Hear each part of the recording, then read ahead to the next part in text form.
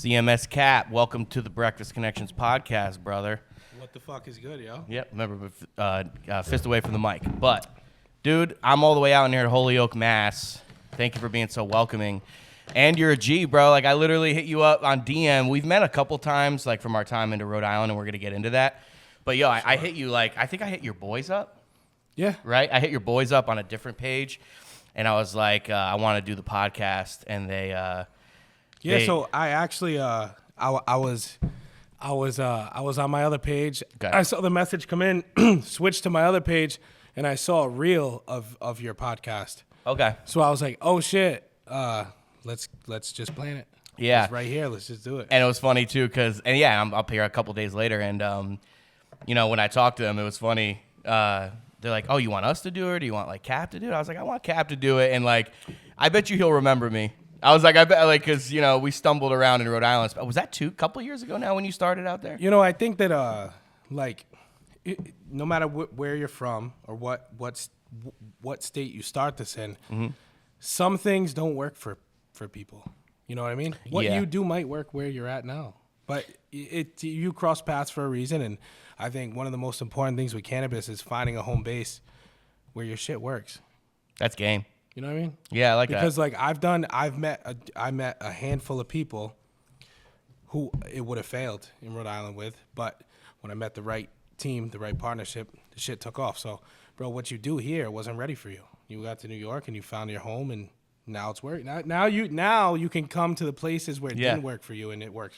Yeah, that's hilarious. I just got back from Maine, and like allegedly we used to have to do some things, and I used to travel up there for different reasons, and I just went up there, and I got some fire to show you from up there, but I was just doing podcasts with growers, and I was talking to someone today about some growers I got free weed and got good interviews that I couldn't buy their weed when I was up there because I was coming up not to cop. Got it. Isn't that funny? It's like you said, it's like you go to different states after you settle in and you find your spot where your product has your audience. Right. And then you travel around with that thing you built from there, and you understand your audience more, and you try to find out your crowd in different areas. So again, we're in Holyoke, and I had you start in Rhode Island, and the first thing I told you behind the scenes was, I was like, dude, like you can get those numbers because you put yourself in the lion's den, bro. Rhode Island, then Mass with your brand fully vertical to be like, my shit's good. Like tell me a little bit about that. Spit some game on that because like you were able to last and you're only growing, and it's cool to see from my perspective, So, probably, let's we can bring it back a little further to how I got here. So I had partners forever, right? I mean, when I was a kid, I started growing when I was like 13 years old. And from there, we can get into that after. Mm-hmm. But when COVID hit, I had kind of ended my partnerships. And I was like, you know what? I'm going to just go for branding a business, a cultivation. And I would like this to become something really fucking big. So COVID hit. Mm-hmm. I had facilities and partnerships, houses, whatever. Yeah, the game. And but I said, you know what? I'm gonna go find resident commercial space, and I'm gonna go grow on my own. I don't want any partners. I had 2 lights. I just got robbed for a bunch of shit, so like I kind of just took all the genetics that I had left, and this is COVID times, like you were saying, right? Yeah. Right. This was right before COVID hit. Word. COVID hit, and I had it was like 10,000 square feet, but I only had 2 lights, so. When COVID hit, I was just starting to get everything together, and then I went to an event up in Massachusetts. Ironically, we're here now. It was actually over here, and it was called Sunday Mass. Okay. So I'm there with my little $1,500, $1,800 pounds, and I have my homie with me, and I'm like, these other guys, their tables are like there's so many people, like, and I just had little clear mason jar, like little clear mason from the 2-lighter. At that time, so I had 2 lights. It took like 4 months to get going. Yeah. But you got to work around it. I know. I feel you. So I actually worked at Grow Generation, and I took a job there to get lighting at cost. So there was a point where I could get Phantom 1,000-watt DEs for $150. So I was literally just taking my paycheck and buying lights. And after, it was only a matter of a few months, I had put more lights in. And it became a thing. So I think at this time I had 12 lights. So I was taking that. It was November 2019, I had a baby on the way. I had no money. I left the car dealership. I was trying to just focus on weed and stay out of like corporate jobs and work or whatever. And shout out to my girl. She held it down the whole time. So we're at Sunday Mass. I have my first, like, bigger heart, 12 light, bigger harvest with me.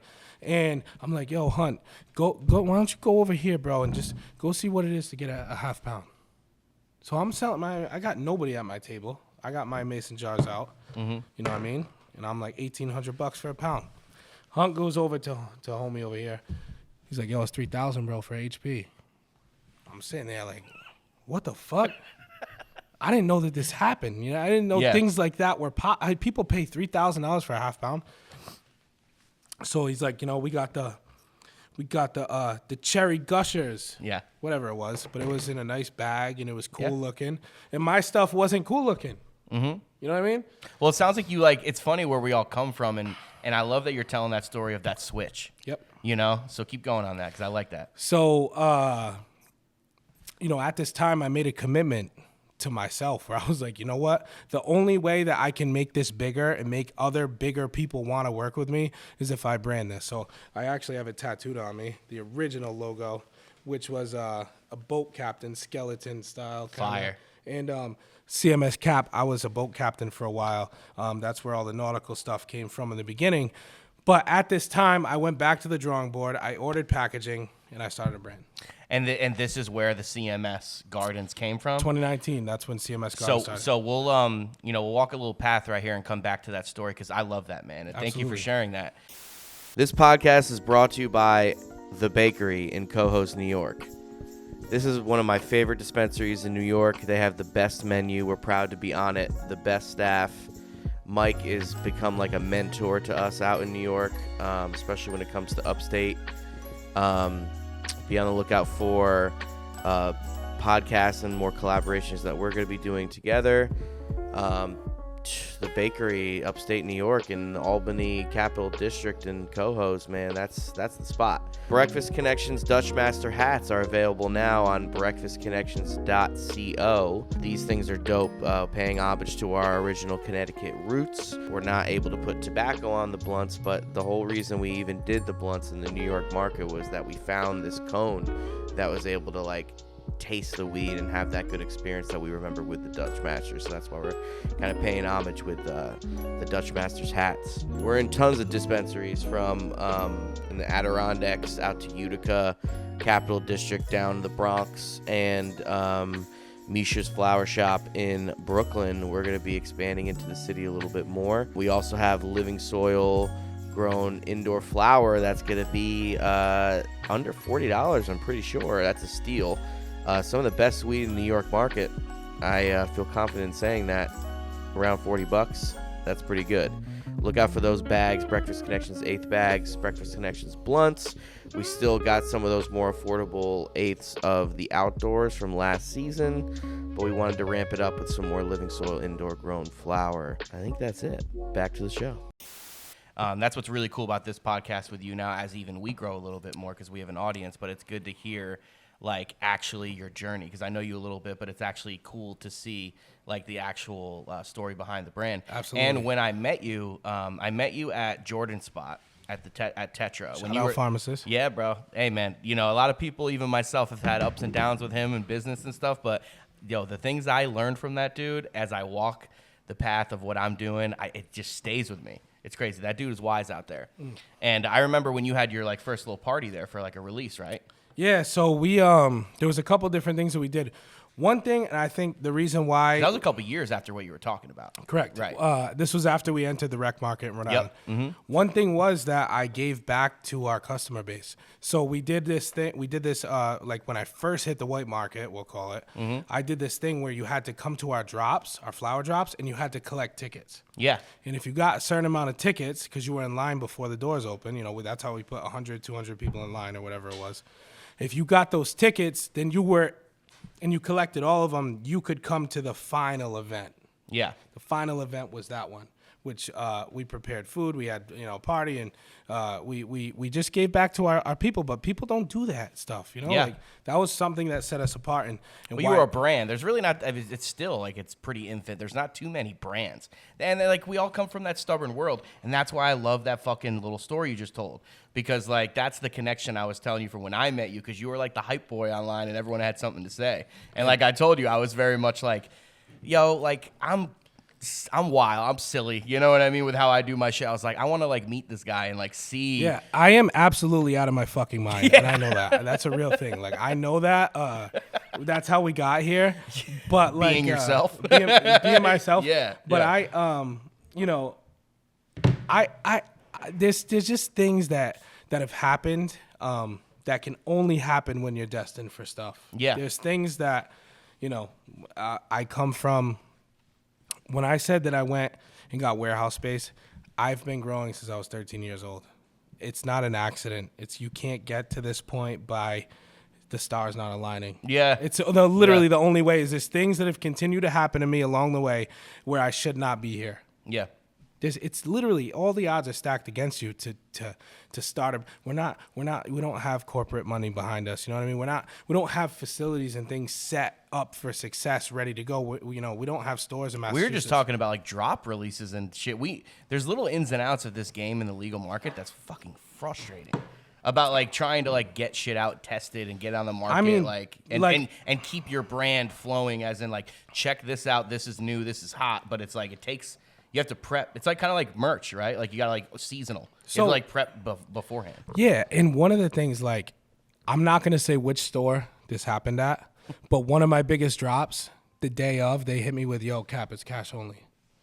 So, like, I had people traveled on airplanes to come here. Yeah. Like, we had people from all over the country come and fly in when we first started doing drops.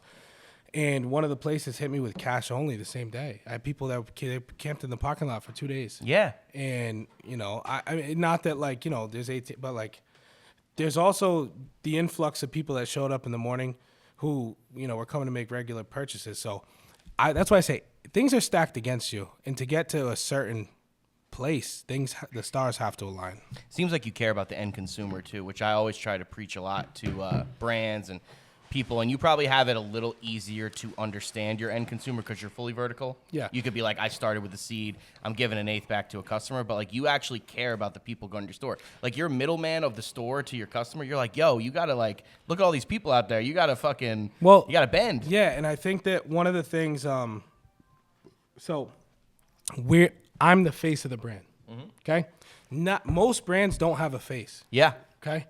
It takes a set of fucking nuts to be the face of a brand. And I didn't realize this. This was not something that was on my radar where I said, whoa, I'm going to do this because it's going to work out. No, I think it was probably the worst decision I made at the time was to become the face of the brand. I understand more than you know, brother. Right. And when they say this, when I see something online, let's say Diet Coke, okay? Yeah. Diet Coke, that brand sucks, okay?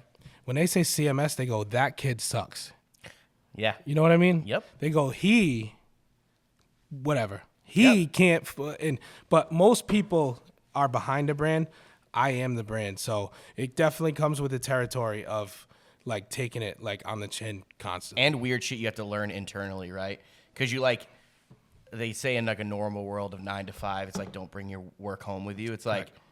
I know you think like I think. You're like, man, that would be a beautiful thing. Right. And it's like if to have a little space and like you got a family and like it's family business no matter what because you put your face on it. It's like this is our shit.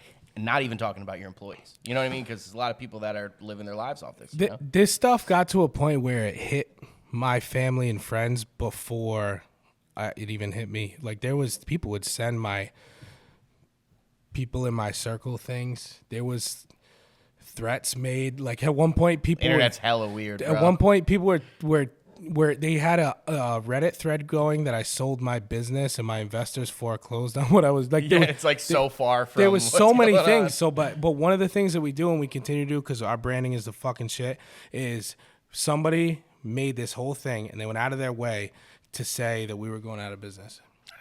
Okay? Yeah. It Yeah, became I a get thing. it. So I started going at a business sale. I remember that. And I just ripped crazy percentages off at all the stores, and people literally thought yeah, we you were going out lean of into business. it, but that's the shit, dog.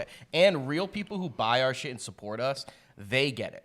Correct. And that's all that matters. Yeah, You know what I mean? And listen, I think that if you, I'm sure you live a very similar life to me. Mm-hmm. I wake up, and this is all that I think about. Yeah. I go to sleep thinking about this. There's what ifs, hows. How do I keep going? How do I level up? How do I not just go backwards? How do I survive? How do I swim today? Yeah.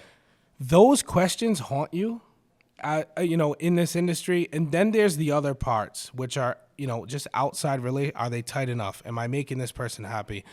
Is this person offering this person something better?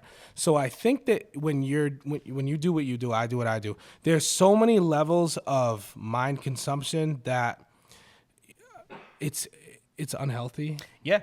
But that's, what you're talking is entrepreneurial That's it. things, That's right? it. But we are in a new business. So I don't know about you. We have so many people, you should do this, X, Y, and Z, and they come from whatever background. Even the people who've been in cannabis for a long time, it's like nobody really knows. So you could say the things you're saying are like just entrepreneurial difficulties, but like with weed and you're the face, like it's a lot. But I will tell you this, we at least were like on our paths. It's really cool to see you today because last time I saw you, you were starting out in the legal market. I think both of us kind of come from this background of like, if you know shit, Yep. street type shit. And then we obviously we're following our destiny and, we don't want to go to jail. I don't know about you. Nope. Yeah, you feel me? So like, seeing this, but like it's your destiny and it's your purpose. And, it's so unknown, and I think that's why you're doing so well, is because you're showing it. You're showing your vulnerabilities too, bro. Yeah. That's a big deal. The road to today, you're the road to success, we'll call it. It's like cliche or whatever. Yeah.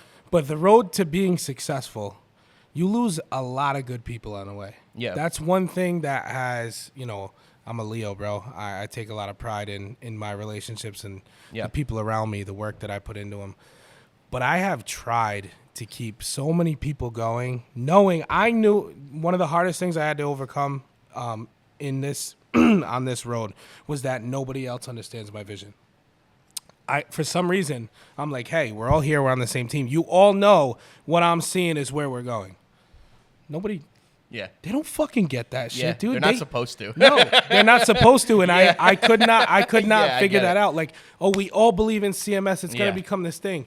But this one's got plans for himself. And you are CMS though. It's like that's like the thing too. I know. It's like that's like the silly thing about it. It's like we're so like driven. I've had that same shit too, where I've had to check myself sometimes. Where Absolutely. I'm like you're gonna go like you're not gonna work overtime. Like that's so crazy. Like things like Right. that. Like it's like you act like 5 o'clock means something to you. Yeah. That's nuts. Yeah, and like you said, you wake up and you're just like, I on Saturdays and Sundays, I've like been really working on like, because again, it's what we're talking about. I've been working on trying to have normalcy. It's not healthy to do what we do in a way of like obsession. Yeah. But like, I have to make sure I don't go on that computer on Saturday morning and be like, nope, I can't. I'll tell you what, bro. I have 5 kids, okay? Damn. Yeah. So I have 4 daughters and I have a son. Where I am right now is 2 hours from my house. I'm here 3 days a week, okay? So I run the business in Rhode Island, and I run the business up here in Massachusetts. And it is when I like separating Yeah. Mm-hmm. on the weekends, I literally can't do it. Yeah. I don't have enough time. I get it, dude. And, it's like on Mondays, I drive to Connecticut. Think about this. In Rhode Island, I drive to Connecticut to go get my oldest 2 kids. I have full custody of them, so they spend the weekend with their mom, and they're with me Monday through Friday.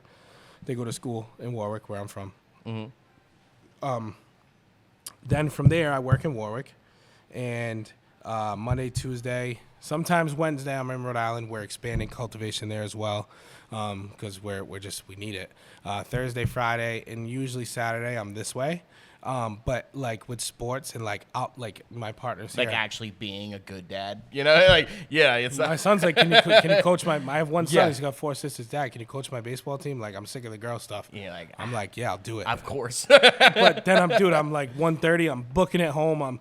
So it's Yeah. like the balance of trying, because every day I feel like if we're not further, we're farther behind, and losing shelf space and like all the things that we think about play a huge role. But like, I was just about to ask you too, like, do you think that like that tension and that like, I learned this when I stopped moving packs not that long ago. You know what I mean? And I was like, doing it this way, it's a different type of thrill. But do you feel, I don't know about you, like, I feel like I start to reach goals in the legal market side of things when I'm pushing my back up against the wall with those types of things to go get it. Like, do you think that it's almost like a good thing for you sometimes? Like, it's almost like a superpower? absolutely. Yeah, I feel that too, which is like my weird balance of it all. Where I think that the thing you played sports, I'm guessing. Yeah. Yeah, I feel like it has something to do with sports too. So I think that in the black market, you can build it so fucking big, but it'd be gone. Yeah. But here, like, you do have a foundation, right? You can build, and like things get to a level where where it just feels good. It feels safe. Like, I built this. But I think that's the biggest difference between the both. Is like black market, you get huge, you get rich, and then that happens. But here, like, and there's judgment, right? People still talk about being in the white market, like. But I'll tell you a story. When I was really, really like booming. I came home one night, and obviously I was making when I say like unlimited amount of money. Yeah. My packs were up for like 6,000. You know what I mean? Like, it got to a point where those margins are big. And I came like the home. secret connect, Right. Yeah. I pulled into my driveway, bro, and I'll never forget it. This is what changed me. Was I pulled into my driveway, and I just looked in my rear view, and behind my neighbor's house, I saw 4 dudes masked up, hooded up, like that. I didn't get out of my car. I stayed there. I looked behind me, and at that moment, bro, the first thing I thought about was my kids. I'm like, yo, are they gonna fucking come in my house right now? Like, what's? So I just hopped out the car, and I was like, I fucking see you. I see you. I just tried to make it a thing. I lived right in front of Marina at the time, so they were behind the person who owned the Marina, who was like an older lady, and she's always home, so she flicked her light on, whatever things. I don't know if it was for me. I don't know if they were there for me. I don't know if it was kids playing manhunt. Signs, bro. Yeah. But this the things that I say when the stars align. Yeah. That right there, I remember that night. I told my girl, I was like, yo, I'm done with this. I'm gonna take what I did. I'm gonna be thankful for what I did, and I'm gonna turn it to something else. And after that, I literally never looked back. Yeah, bro, I totally feel you, man, and it's cool to. I think that those things are the success. It's decision making. Yeah. Because, bro, we know the tempting, like, you getting money. Yeah. And it's sometimes we think we're tougher than we think, and we're like, fuck that. Like, I would go, like, try, But the kids obviously are a little bit different, like, from my perspective, because you got like a family. Yeah, and like I said, I to this day I don't think they were there for me. Yeah, I don't. I think it was kids playing manhunt, but just the way I was living was like, this is it. You know what I'm saying? Well, like, good for you. You're smart. There was another time too. I know you like stories, so I'll tell you this one. Yeah. I was somebody had hired a private investigator to investigate somebody in one of the boats at the marina in front of my house. So like outside of my house was a marina. I had 2 boats over there, and but there was this car that was sitting outside my house, not for me, but you know me. Yeah. I didn't know. Always reviewing. Yeah. Somebody's sitting outside my house fucking watching me, and if it's not the cops, like, what the fuck? Yeah. I don't know what the hell's going on, but I know they're outside my house, and I'm thinking, to my core, they're here for me. Dude, not even a month later, black SUVs, flooding in.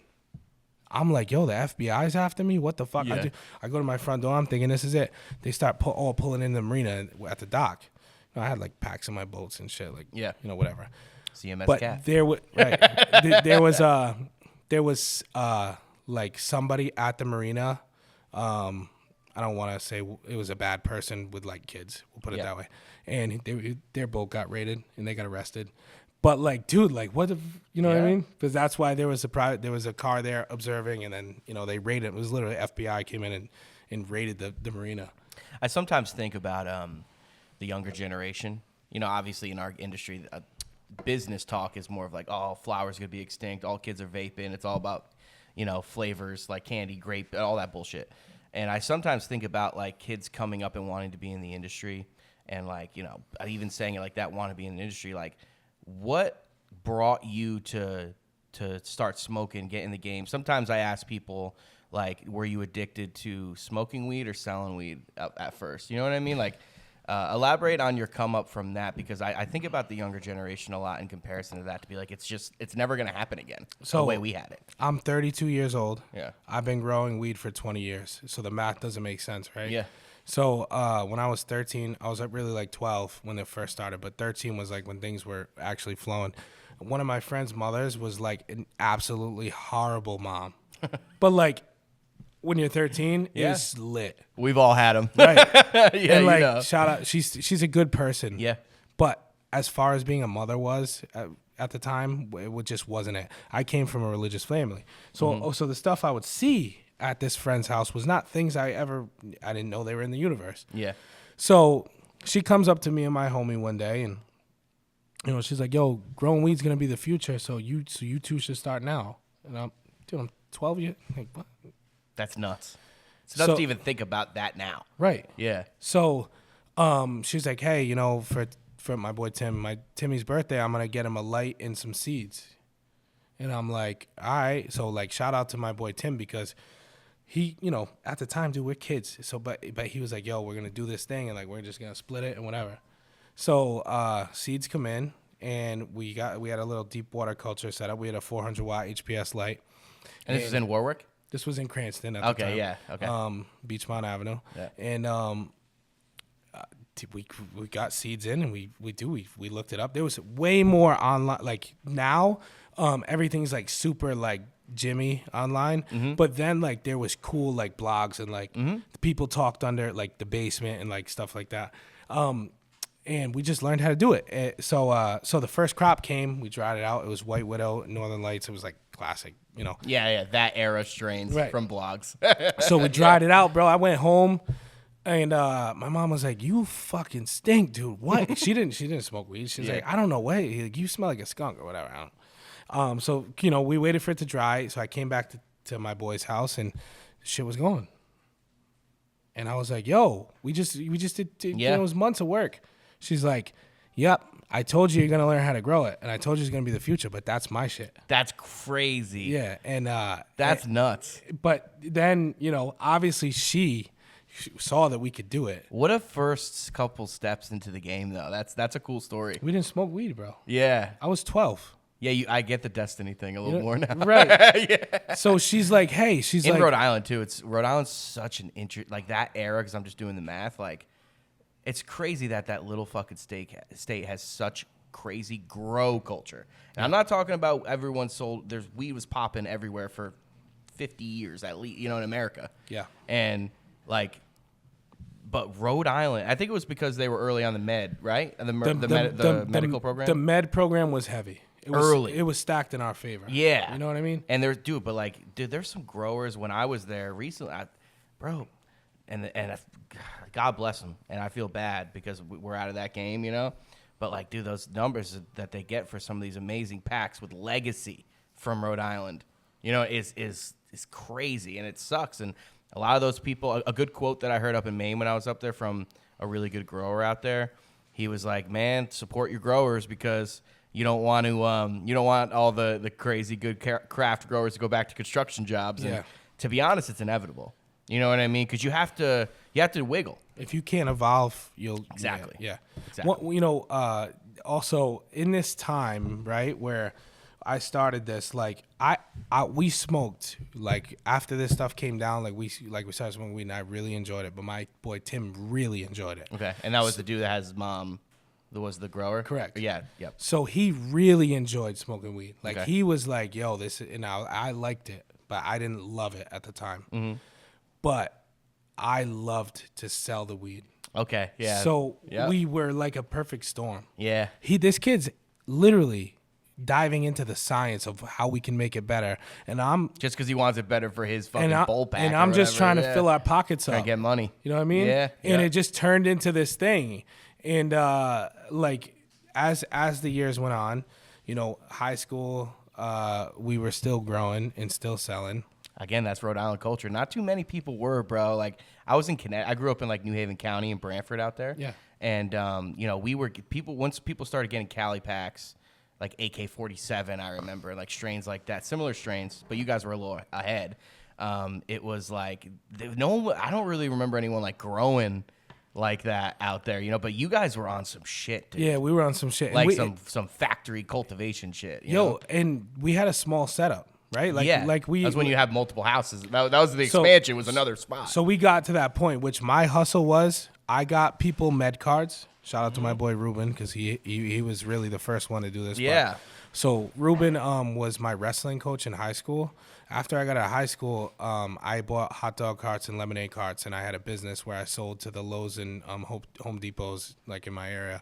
And I'd set up the carts, and you know, I've always been like another that. competition. You're going up against Dells. Shout out Dells. Right. Yeah, you were always didn't give a fuck. No, I didn't. So and then also like in high school, like I literally got in trouble all the time because I'd like sell laser pointers and like things like the gum that shocked you. Yeah. Like I always would sell, like I'd sell them for 50 cents or $1. Like I'd always get in trouble for trying to make money in school, and once I went to Ruben's house, at this time I had my own place, but at this time I still only had like 2 or 3 lights. I went to his house, and again, he was my wrestling coach. My boy's telling me, yo, Ruben's got these crazy prices or whatever, and I'm like, what? That was my coach. Like, I'll fucking get down on that. Yeah. So I just pulled up to his house. I had my hot dog carts outside. I went in, and then he was like, yo, yeah, we just got to run downstairs. You could check whatever out. I go downstairs, bro. I walked into an 18 lighter. You know what I mean? Well, I was about to say, it's like funny what we thought was like a 2-lighter. Yeah. Was like actually something. Yeah. You know? Yeah. So I walked into an 18 lighter. Because we could get like 6 G's for like a couple pounds, and you're like, shit, we could times that by 20? Yeah. Ruben's That's possible. Ruben's actually the one that put me onto Advanced Nutrients. So here's the thing. When this happened, my people were getting crazy Bubba packs. Like it was like, but it was so good. Like these were. Now I try to, like, everyone talks about the Bubba packs and stuff, and I was just a consumer, you know, about to move to Cali to like understand what cultivation was. And were Bubba packs the Canadian packs, or were like, because that was like the Granddaddy Perp, right? Those like the Beasters packs. Like, what were the Bubba packs? The Bubba packs, I think, were just phenomenal platinum kush. The platinums. But I don't know. Street block work. I still don't know. Better block work. Yeah, you know and what I mean? these were just well grown. Like they were just really well grown, and my boy was getting them flooded. So he kind of took that route, and then like the stuff he was growing was like not really executed well. Mm-hmm. So I was like, this is how I am. I'm still this way. I was like, yo, just leave everything to me and I'll handle it. Yeah. I was like, don't pay me. I don't want money. I just want to like control the grow. Yeah, because you see the future of it. You see the fully vertical. That's it. And I had my own business, dude. I had people who ran my hot dog carts and my lemonade. At the time, it was what I needed to get by. You know, I made like $500 a day or $300, whatever it was. And it was like, I had free time. I had employees that ran my carts. It was like a sick little hustle, and I could be there all day. So you were more of an entrepreneur hustler before you even got into weed. Yeah. Clearly, yeah. Yeah. Well, I don't know, cause I started. Well, you're from the culture, clearly. You know what I'm saying? Like I started growing when I was 12. Yeah, but you also like you have that. We all have like that type of journey of like, what is that? It's called. That's why I asked that question, because it's like, what is that? Oh, I can make money off that. That's the switch. And I've been trying to get my boy on here who used to like use his house as packs. And you know who you are, but he just doesn't want to do it because he has like a normal job. And I used to just flood his house with the, you know, like the addresses and all that shit. And he just like buys pre-rolls at bodegas and dispensaries sometimes from time to time. Yeah. But like I always like to find out that perspective from like, there's a difference between us and them. And it's a beautiful thing for them. It's a beautiful thing for us. But the consumer and the hustler in this game at that time is very unique and interesting to me. And again, it seems like you're on, like you still doing it now. It's like you had that drive to like push the plant, let alone consume the plant, which I think is a way brands could be successful. Is like understand that this is a business and a hustle and a way to make money, but there's still like try to tell a hash snob that your shit's great when it's not. Try to hustle that on them. Shit don't work. So you still have to have like the bloodline of the culture, which, you know, you jumped into it that way with that story, you know? Yeah, and people think that like I just had 3 Rhode Island brands here today who they just left, and I'm literally trying to help them expand. You know what I mean? And they're 3 people who I appreciate. I think they're really good at what they do, and I think that they have something special. I've had some other people reach out to me, but like if you can't like this is white truffle. Okay. Right? But can I open this up? yeah. Okay. But like if you like, we all have white truffle. Yeah, but right. mine sells for 40. Why? It's a mystery, I guess. But that's my point that I'm trying to bring up. Is like that's why you're talking to these people and you seem like a humble guy. You're not gonna be like, yeah, like I'm the reason.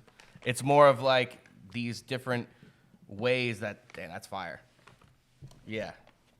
Well, it's funny because I could talk, but you do have fire, and those are some fire ass nuts right there. You know what I mean? Yeah.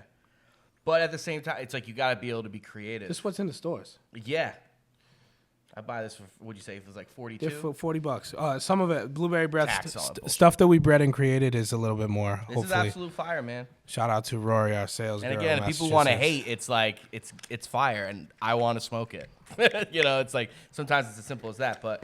You know, you got to be able to have that other side of it. You know what I mean? Like that's one thing that I will not get into is like the crazy jars and like right now glass. What's that jar called? The I don't black ones. Yeah, I got some shit. This is fucking bomb, dude. That's what the fuck? Yeah, this what everyone. This is where the first when you started in Rhode Island. Once because OGs were like, who is this fucking kid? Like, I still get messages, dude. I got and then all of a sudden they're like, yeah, but he has fire hash though. Yo, so my favorite. Heads, like, they started smoking hash. I told my partner Nick this. This is bomb. When we would do a drop, right? I'd say, yo, the people who fuck with us come on Saturday, and the people who don't like us come on Sunday when we leave. That's how it went. And they came. And, yo, we continue. Bro, I hold the record for the biggest sales days at most of the dispensaries in Rhode Island from drop days that we've had. Yeah. Biggest sales days, bro. And like I said, like, dude, I don't put it in a sandwich bag. Mm-hmm. If it's fire, bro, you're going to come get it. Like, yeah. You know what I mean? I don't care. My shit's plain. It's whatever. But, like, when you come get it. Dude, you just said your shit's plain. You're loud as fuck. That's why I think you have a good formula, though. It's like you're not plain. But like you packaging wise, yeah. But it's like it's almost like you're playing a mind game with yourself. I guess because so. like you know what I'm saying? Because you're like the packaging, whatever. Because you care about the product, but you're also hella loud how you sell it. You know what I mean? Yeah. It's mad interesting, bro. And I think that's again. I told you we're chatting a little bit about like what we're gonna talk about, and I was like, this is a cool one for me because like I'm just interested. Yeah, because people want to hate, but I'm like I like the guy. I remember meeting him, and like I've kind of seen your product sometimes. I don't really remember.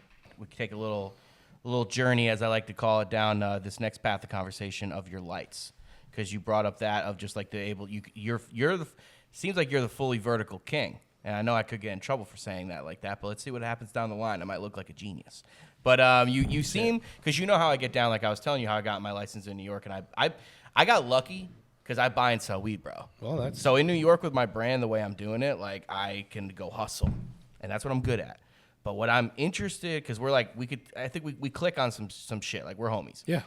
But like, dude, what I'm curious about is like your full vertical, plant your feet in the fucking dirt and just be like, yeah, my shit's fire though, because it's you go into these competitive markets and you do well, and that's balls. You know what? Straight up. You know what? The biggest problem I'm having right now is that stores are holding me back. In what way? From pricing. They say, no, you can't sell $45 eighths here. That's too expensive? Yeah. Yeah. So. You're like, we can, though. It's going to sell out. Okay. If you go to a dispensary in Rhode Island and you go look at Blueberry Breath, it's on the border of Massachusetts, is $36. 27%. Who cares? Whatever. Right. Nova Farms, Attleboro, $42 for the same eighth with the same THC. Okay?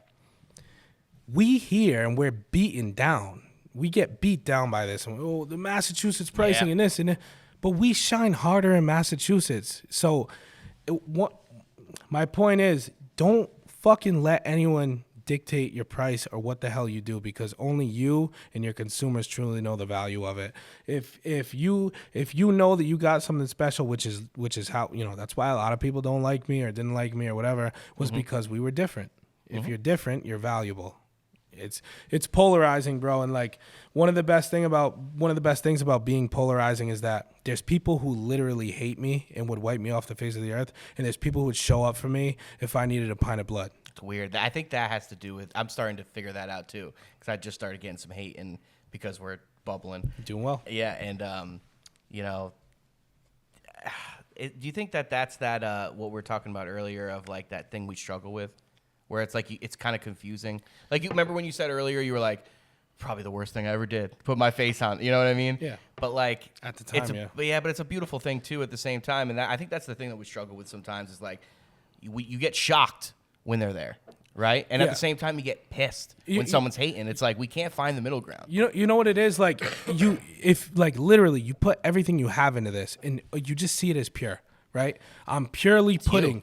Right, but me, whatever you do, whatever I do, we purely put everything that we have into this. How could someone hate it? Yeah, which is funny because it's like they hate. It's crazy. But that's the feeling. It's weird. Like, dude, I neglect my family relationships. I miss out on time with my children. I'm losing hair over this, but I'm so passionate about it. How could you hate me for doing this? Yeah. Because I'm different? Like that?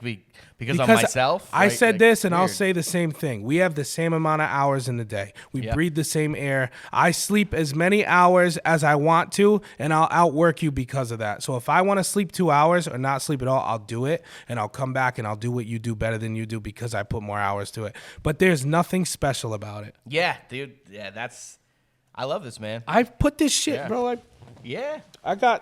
I don't believe in this brand. You popped it up, you're like, oh, fuck. But I believe in this brand. This guy right here, bro, they say shit about me. They say shit about this guy, Advanced Nutrients. Well, I'll tell you what, Big Mike, I'm from Rhode Island. I'm not supposed to be on it, the biggest nutrient company in the world's radar. But you want to know why I am? Because I do the shit that I do the best that I can. Now they say, oh, well, Cap, you put them on your bags and whatever. But the people who get this, you're not growing weed with Advanced, like you're smoking this shit and you're going to work or whatever it is. Yeah. And but I rep this shit because I believe in it, and they've stood behind me. They've given me opportunities that nobody has. I want to tell you a story. Big Mike, multi-billionaire, flew me out to LA, okay? And he sent me to a class, CIA level training on breaking me down and building me back up. He said the point of this was to understand your deepest level of talent. I went out there, bro. This thing, I'm addicted to this right here, and I have a real problem with this. I can't put it down. And the first thing they did when I walked into this class was they took it from me. Yeah. And they locked it in a box. Vulnerability, brother. I have kids too. Like, it's not just, like I'm in LA. My kids are in Rhode Island. It's the furthest I could be from them. 5 of them, of course, my beautiful family, and my girl, whatever family. They took it from me. Yeah. And then we went in there, and they said, hey, you're going to pick somebody in your life that is failing, and you're going to address their problems for them, and you're going to understand why they're doing what they're doing. So it was literally probably, it was still to this day one of the craziest things I've ever been through. It was in a room, and it was like a library, like it was like this big. And it was I left there different, and I haven't, and I've changed. Things they did it to the right person. Things have still, you know what I mean? Well, you were at that. That's what I like about you, bro. Like we were talking about earlier about the tension. Yeah, it's like bring it on, bro. I think it's a sports thing. I'm starting to like see those comparisons with that. You know what I mean? Well, like I was in there with the owner of Blacklist. Okay, he's friends with her, and he was like, "Yo, you need this or whatever," and like. That's interesting company. I didn't know at the time. Yeah. I didn't know who I was with, but dude, they took her phone and she was like, "Yo, I'm fucking bouncing." And Mike, that person to fucking take her phone, like that's her life. My hotel for the week was $10,000, and the class was $20,000 a person. So like, Mike, bro, thank you. You did this. You didn't have to do this, but like, just the fact that there was others of us that were there and so receptive. And I know it changed, dude. It was like, bro, I watched this video and it was this guy, just like me and you, bro. Yep. It was this guy and he's sitting there talking to his girl, right? And you're the guy. And I'm just like, hey, like I have such a headache and it just ruins my day. Like this headache stops me from being great. And the guy's just like, and she's sitting there and she's like, you know what? I just don't know if I can live like this anymore. And the camera pans and it turns to her. And she's got a nail sticking directly through her head, right? And he's like, hey, babe, like, did you ever think about taking the nail out? And she's like, you just think you can fix everything. And he's like, you know what? I'm sorry. I love you. And they hug and she complains more and they walk off. But most of the time, the problems that people have are fucking right. They're right in front of you. I like that, man. Yeah. It was like, I will never forget that part. Mm-hmm. Like they showed us so many different things, but like when you complain about the things that's right, the thing that's right there, and like it could just be so simple. Take the nail out of your forehead. You probably feel better. I think a lot of that's like we were in our own heads. You know what I mean? And that's what, I mean, they got us with those fucking phones too, bro, because like that's how they take whatever that feeling is of like us being in our heads, they grab it. Yeah. They like put what I'm in my head about into this thing and it just like feeds it. It's, you know, I mean, we make our money off that too, bro. Like, and I think about it as excuses, right? I'm not going to say your family's an excuse, of course, but it's like, isn't that a trippy thing where the first thing you think about when you walk in there, they're like, they're taking my phone away. I need it for my family. And it's like, that's what they do. And it's like, I need it. It's like they make these things for us that like we need. Yeah. But that's the same thing. It's like we get money off that because people need it. And I you know how brands is when especially when it's just an expression of yourself. People are like, what's your brand? You could go like, oh, it's this, that. And like recently I've been like, dude, I sell weed to foodies on Instagram and it's breakfast. So if they think and they see my face and they think about breakfast when they're in the store and they see like, because we have that New York coffee cup image, that's my marketing, right? And, you know, I just think that, like, it's such a, it's I don't know if catch-22 is the term for it, but it's like, it's good and evil. You know what I mean? Because it's like the new world. It's how we get our money. It's how we get ourselves out there. But at the same time, it's like fucking ruining us, you know? Yeah. Kind of switch back while it's on my mind because I want to talk about this. Mm-hmm. One of the biggest things that people said to me when I came to Massachusetts was like, yo, bro, like, is the quality going to be the same? Okay. And I was like... Is this grown in Mass? Yeah. Okay. I was like, obvious fucking lead. Do you think I'm doing this for no reason? Like, I think it's even better. Well, there we go. You know what I mean? Like, so, straight up. And that's what we all strive for, right? So, yeah. So, like, you know, at the time, actually, when you knew me in Rhode Island, we had only 34 lights. Okay. I took on a $6 million loan from a friend of mine, and I built a 250 light facility, triple tier, motherfucker of facility. But I've learned to love it, and I've understood it more. And your shit looks good. The little bit that I saw, like your shit's styled. Yeah. You have a system. We have a system. Yeah. Shout out Advanced Nutrients styling us in. But I breed and create our own genetics. You know, I've been growing for so long that at one point I was like, I want to breed. I want my own stuff. So that's continued to help out and separate us from the market. But like, point of my conversation is I would never have done this if I didn't find the right people and partners. Yeah. Who can bring this to the finish line. Like, that is special. This right here. Like, yeah, straight up. Like, I know New York, like, you know, gets from everywhere, right? It all. Yeah, 40% of the market was brought in before metric. It was crazy. Right. So, but like, dude, around here. Yeah. You don't find a lot of weed like. Well, that's funny too, again, because what I hear is that, again, they're like, you know, everyone wants shit, high THC, cheaper, whatever. But again, I like full vertical king, dude. You come into these places, you don't give a shit, and you charge the price that you think that it deserves. You market it with your crew and your family. You do make it seem like family.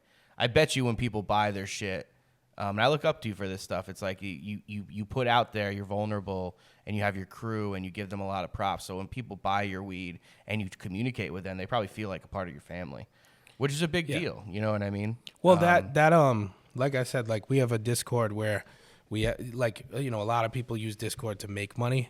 Essentially, I mean, I guess we're doing the same thing, but we don't sell anything in our Discord. No, we sell weed in stores and we do everything else as an expense. But that's where we get to communicate in our Discord. Yeah. And it's not huge. We're not viral. We have 500 people in there, but like those 500 people spend money. Yeah, your on core CMS. is your core though. They spend the money. I've learned that too. Yeah. And you could tell.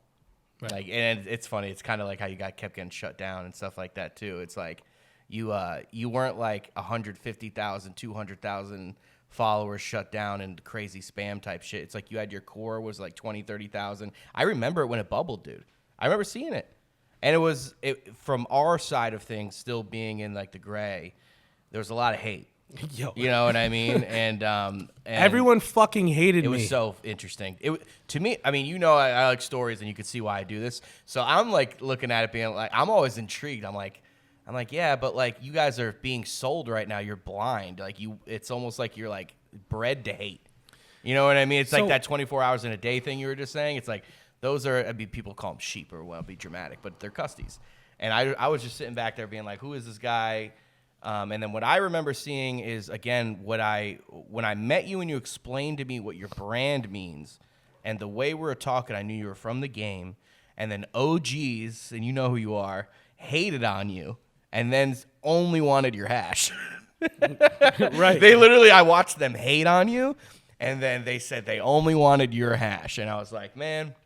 And again, as like doing what I do, looking back, I was like, I mean, this kid's probably going to make hella money.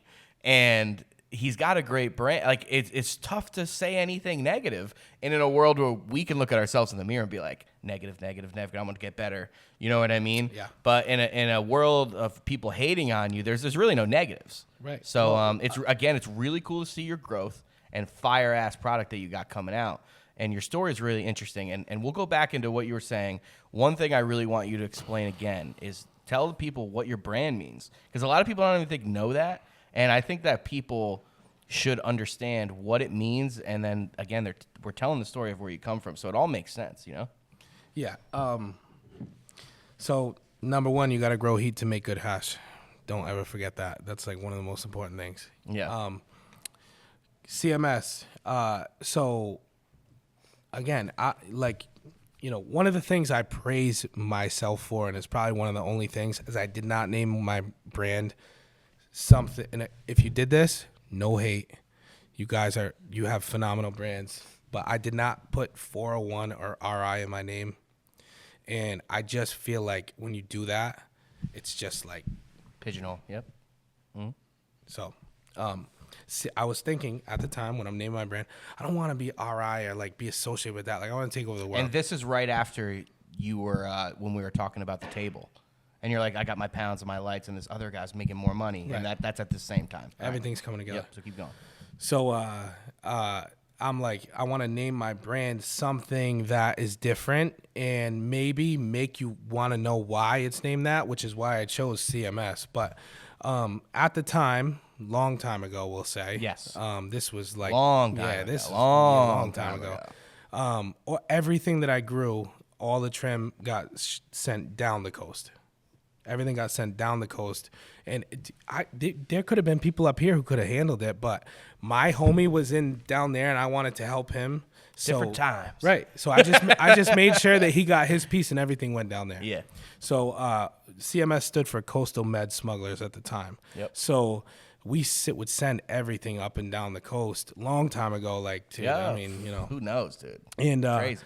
And then it made sense. Yeah. Well, it's a part of you. That's my point. Where like, to me, as someone who's interested, I always thought that was fascinating how people don't really know. I mean, what I think, consumers out there, when they see you, it's like, who is this guy? You say the name, right? So people see it. But like the juice in there is mad cool to me. And I think there's a lot more to you than maybe people might think. And so cool to be here again, and your product is so fire, and you got a great fucking story, man.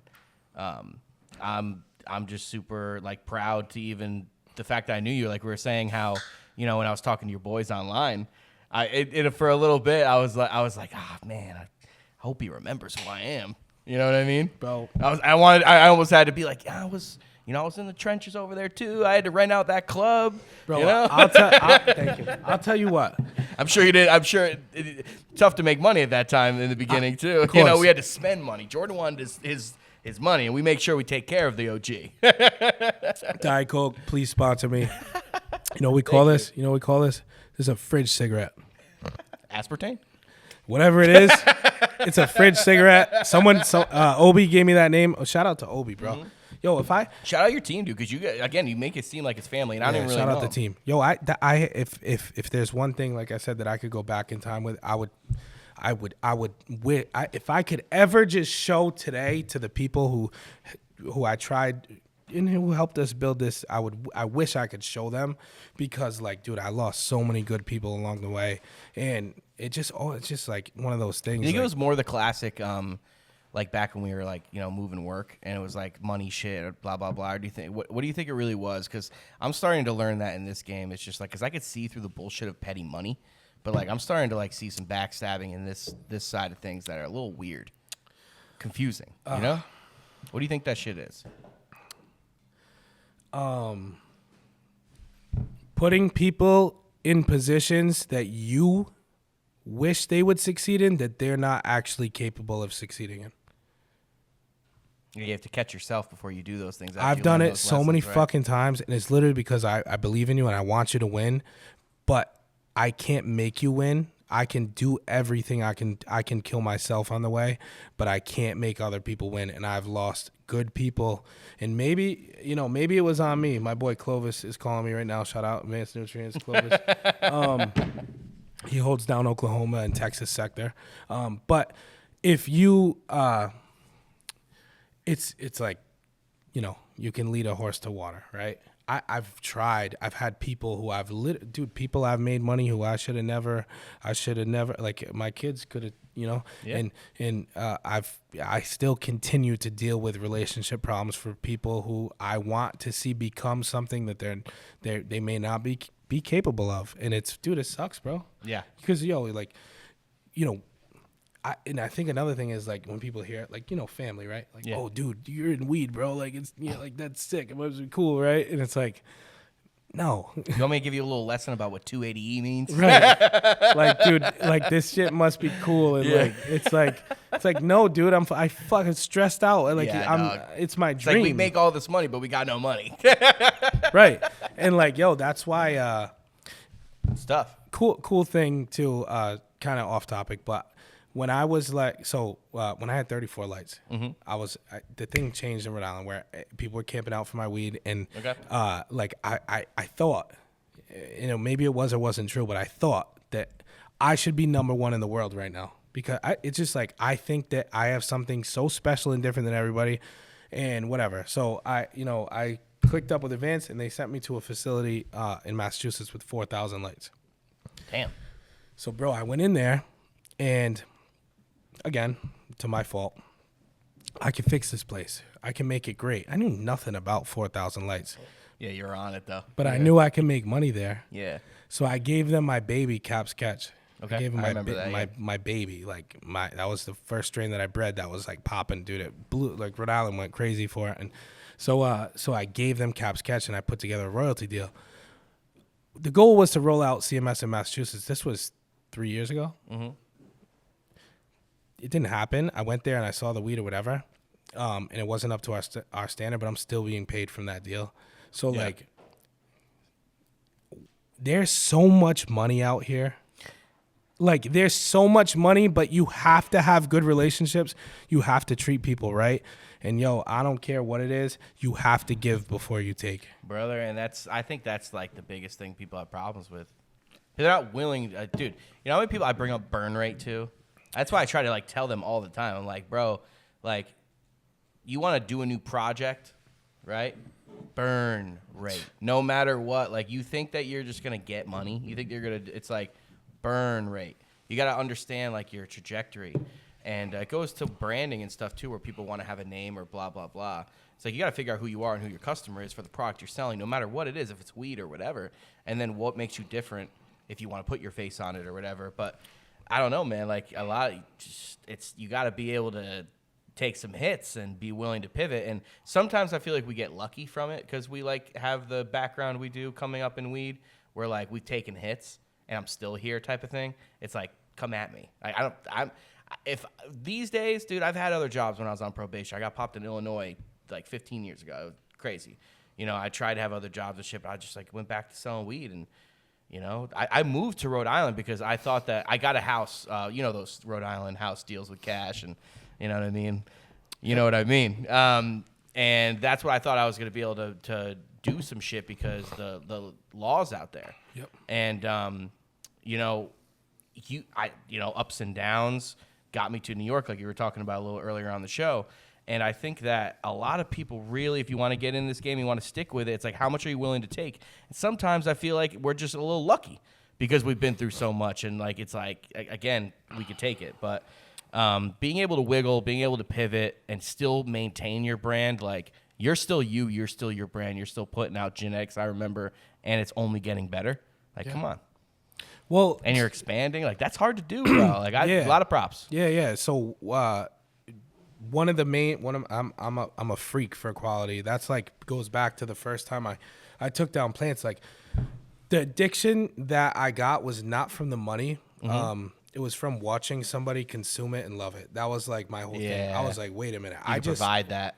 Yeah. I just put that person on a fishing hook. Yeah. You know what I mean? Yeah. And like that for me was like crazy. Like I give our team, like, Rory, for example, I give her like, she's from the Massachusetts market. Mm-hmm. She came to the Rhode Island market. Like, I just would give her a jar of our hash, before we were up here, and she'd be like, "Oh my God, like, dude, what?" And I think that's probably has something to do with the hate that we received in Rhode Island. Is we took people out of their regular. Yeah, I don't like that. Right. We took people, bro. And there was people who had been in the Rhode Island, like, even though it was medical, they were in it for 10 years, and there came me. How do I get to the top, bro? I remember there was a video of me. I went to the dispensary. I grabbed someone's shit. I on video, dude. It was literally fucking disgusting, by the way. I kicked it across the parking lot into a dumpster on camera. And like it was like probably one of the most viral moments I had. Yeah. And like I just remember it had like 600 shares, but it was like all local. How do you teach that though? Because again, you're just being yourself and being like outspoken. Bro, when I met John Green, he came to my house, and shout out you, bro. Shout out John Green. Yeah. He came to my house, and I had an ice cream truck. I had a yacht in the marina in my front yard, and I was like, "Yo, you want to go on the boat first? You want to go sell ice cream, or you want to go to the grow?" And he's probably like, as someone who's behind the camera, he's like, "Let's go on. Let's do it all. Yeah. let's like capture it all." So we went to the boat. We went down to the boat, and then on the way up, I was like, "Yo, let's just get some footage selling ice cream." I flicked the music on, drove my ice cream truck around the block, and then we went to the grow. And this kid was just like, "Yo, who are you, bro?" When did you meet him? I met him 2023, 2023. And you guys are still rocking, right? Obviously. And yeah. Green does all of our social media, video, stuff like that, marketing, really. And I think that I'm guessing he's like seeing you. He's like, I mean, that's a beautiful relationship right there in the making. Because that's how I'm able to even do this, like janky setup. But you're gonna see it and you're gonna be like, holy fuck, dude, how do you do that? It's because I got homies who I've been like selling weed to, and like my boys forever who are documentary filmmakers. You know what I mean? And like they see me and the same thing, and they're like, all you gotta do is, that's what they tell me. I'm sure Green tells you this. It's like, just be yourself. Yeah. And you know how sometimes it can be tough, like, bro, weirdly. That's how we started this thing. Yeah, but you have to like almost be like, what they told me was good advice, and I think you get this, is like, be yourself, but with an exclamation point when the camera's on. Yeah. You know? Absolutely. Yeah. Well, so when he came, one of the reasons, like, I don't like to talk about this too much, but I'll give everyone a exclusive. Yeah. There we go. I'll say this carefully. I might not. It's all right, man. We got editors. I don't pay for nutrients. Yeah. In either state. That helps. It's like 50 G's, bro. Yeah. Couldn't have done that without John Green. Really? Yeah. Well, if he didn't turn the camera on, what were they gonna sponsor me for? You know what I mean? You're a good motherfucker, though. Like, a lot of people can't see. I didn't even interviewing you right now. I was like, what do you mean? But like, you pay homage to the people who come on. It's the opposite of what you were talking before about putting other people on. Right, but I gave him ownership in CMS. Why wouldn't you? Had to. Respect, dog. that's what I had to do. Yeah, right. You're smart. I was like, yo, dude, at the Big time, part of the business. I couldn't pay John. Yeah. I've been there. Fuck, I'm gonna pay They him. know. Yeah, I don't got nothing. You know what I mean? But I had this fucking dream where I knew we were heading the right direction. You're like, I knew I could do this. I could make. I could And flip dude, this. I gotta check myself all the time because like it's this thing where now, bro, we probably wouldn't have to market anything. You know what I mean? Dude, thank you for coming on the show, dude. Because yeah. I wanted to tell people. That's why I told you. I was like, I want people to see this side of you. Yeah. You know, who would have thought that CMS Cap is a humble dude? Oh, dude, everyone thinks I'm an asshole, bro. And I really just, you know what it is? I really love growing weed. I really love the journey, the process. I'll tell you a story. When in Rhode Island, bro, when I went and I was looking for an investor, I went to Foxwoods and I sat down on a high limit poker table. That's how you went for a defined investor? Dude, I was like, how do I find That's gangster. Bro, I was like, how do I find someone who has money? That's gangster. Where do I go? To a bank? No. Like, you know what I mean? Bank hasn't been giving us money for quite some time. Right. So I was like, yo, I'm going to go to Foxwoods. And I sat down on a high limit table. And I sat there. And I brought my $500 with me. And I didn't touch it or spend. I just put my blinds in. But I'll sit there and, I said, well, what do you do for a living? Oh, I do this. I own this. So I got, went around the table. And then this guy to my right, he's like, I own like 90 houses. I was like, that's the richest guy I know. Straight up. Mm-hmm. So I never left him alone, bro. Yeah. And he went there on a mission. But he put the money up for my girl. That's crazy, right? It's crazy, but it's funny because like you're gonna go do it. Like you said, you're that guy that's like, if it's in front of you, I'll just go do it. One of the crazy parts of this all is meeting the people that can bring this to the next level. If we didn't have Rory in Massachusetts, dude, like people, they want to work with us for our brand, right? Mm-hmm. But like you have to have a really decent human being making connections for success. Yeah. Like, and she's done a great job at building, she rapid fire. She's taken, being a bud tender to being the head of sales for CMS in like Massachusetts, which is, much bigger state than Rhode Island. And, there's Rory, you start to learn about like population and how it matters. Dude, like, yeah, bro, that's why you're going to do well in New York, my friend. We can't wait. And, my girl too, like, Susan, this got to a point, bro, where this got really dark and ugly for me. Like, I was selling fucking cars, bro. Like, I was number one salesman though in the dealership. Shout out me. I sold the record. I sold 63 cars in 1 month. That's what I'm saying. I'm a motherfucker, bro. Same way, right? Yeah. Like, if you're gonna do something, you do it. Yeah, you know lemonade. I mean? You know what I mean? Right. Make lemonade. And like, yo, I'm not gonna lie. Like, dude, at one point, like, she was like, yo, like, you should just do this, cause like this is good. Cause the weed thing wasn't to that point yet. Mm-hmm. And like still isn't. So that's what's so crazy about this shit. It's no, we haven't even started yet. Yeah, straight up. And then she's like, like, I think that, and then same way. If my girl's talking to me, I respect it, I hear it, and I'm gonna evaluate what she says. And bro, most of the time, I go with that. You know what I mean? Like, we gotta be a good listener, bro. She's very right, and she's very level, thought wise, and then she came to me same day later that night, and she's like, you know what, I was wrong. Like, you are what you're supposed to be doing with weed. Like, you're gonna figure it out. Mm-hmm. She's like, don't stop. She's like, I'm never gonna tell you this again. I have that shit in one of my songs, bro, where the girl before her. We didn't get into any of that stuff too. I forgot that you're like doing music and stuff too. Yeah. Well, the music stuff's fun. I don't expect anything ever to happen from it, but I only talk about real, like, stuff, just real stuff that happens. Yeah. But before that, like, the person before that was like, yo, you need to stop this shit and fucking go and work for. She wanted me to work for fucking Amtrak on railroads. I always fucking hear that, dude. I've heard from like homies that are down on their luck. They're like, someone's gonna hook me up with Amtrak. I'm like, that could be cool, dude. That could be great for you. That could be great. But like, do you know what you're doing? Or are you just trying to find purpose? Yeah. And like, that's cool too. But like, understand. But I always fucking hear Amtrak. It's either Amtrak or Amtrak's got like the lock on like the fucking like people who are struggling, dude. Well, their turnover rate must be nuts, bro. Electric boat too, like that's another one. The road. Yeah, and they're like, yo, I'm gonna go. I'll just work an electric boat and I'll do well and they always sell you on a fucking pension. It's like a lot of these people don't even know what a pension really is. So, bro, let me ask you something. Ask your dad if they got a pension still, right? Dude, literally, bro. So here's the thing. Yeah. This is what I thought. I'm like, yo, if I can make Rhode Island a $10 million, I'll make up numbers. If I can make Rhode Island $10 million business, and I can make Massachusetts a $20 million business, like, that's something. Yep. And eventually this is gonna flip and it's gonna go the other way. It's gonna go the other way, dude. You're gonna tell me that it sucks to sell weed in New York? It does not.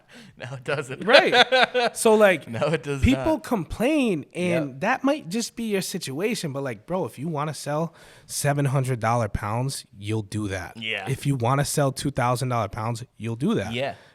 But a lot of people don't know what it is. They think that they could just jump in and do whatever. But like, you need to understand your market. What are you trying to sell, and why is it different than the others? So let me ask you a question, bro. Yeah. What is your take on hemp? Well, actually, so I opened up a CBD store when the hemp bill passed because I was trapping, and I thought that was the right thing to do. And I learned a lot from it because I was just like I had a front, and I learned a lot from selling weed to people who don't smoke weed, right? And a lot of healing stuff. I thought it was very about high dosage.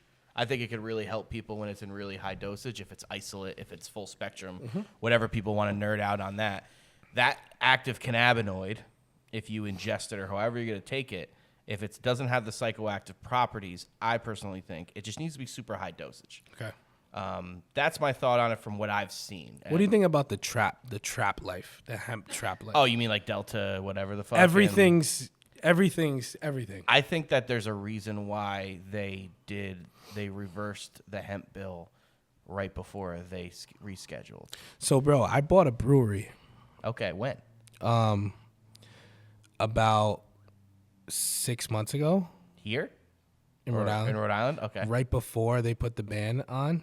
Okay. And I was going to make hemp drinks because I'm like, yo, here's the thing. Beverages is the biggest hot commodity. It's like that in pre-rolls or infused pre-rolls. So I was like, yo, if like they're shipping this stuff into my state. Oh, right. Okay. I'll make it. You went local? I'll just make it. Yeah. You're going to ship it from and you were seeing the numbers on the board there to like have you make that decision? You're like, there's so much numbers in these drinks that they're bringing in that I could just do it myself. Again, full vertical guy over here. Yeah, bro, because chances, dude, respect. Because I have what will work in another state. So I was like, yo, Rhode Island, I'll do it. It's my home state, but like I'll put this but then the bill happened and I haven't moved forward with it's any still of that. not active, right? It's like someone was saying like September. Who knows what'll happen. Yeah. I also think that it was in the moment, like, me and my partner and a friend of If you're ours. papered up and got lawyers, though, you could do that shit. We were going to, and then I just think at this point, I don't want to push the agenda further either. What agenda? Just the CBD hemp. And that's why you're asking, because it's like it's interesting, right? Because like it's tough to not. I went into it as a money grab. Yep. You know what I mean? Well, most people did. Right. And I learned things that I didn't think I was going to learn because I went into a money grab. And I was like, damn, dude. Like, and I hate to be that guy because I've been doing this for so long. And I was in the Bay where like it was like, that's like medical. It's still medical out there. It's like probably the only fucking place. And I like learned a lot. And I was like, holy shit, dude, this shit really does help people. Yeah. And that's what I took from it. And I mean, the pharmaceutical companies are just going to eat it up, right? The biggest thing I heard from Trump Daddy when he was talking about that rescheduling shit, he was like, you're going to be able to, he's on Dr. Oz on there, being like, you're going to be able to get it in your Medicare. And like, you can hate us whatever you want. You could be rah-rah, whatever. That's kind of cool. My parents are hella old and they got issues, dude. And I'm fucking the weed guy. So like, of course, when they want to get CBD gummies to get off Ambien, I got them that shit. And like, I get that, but like, and if I'm not around, right? If I'm like they gotta go to that store because they're hooked on Ambien. Like, so I get it, and that's cool.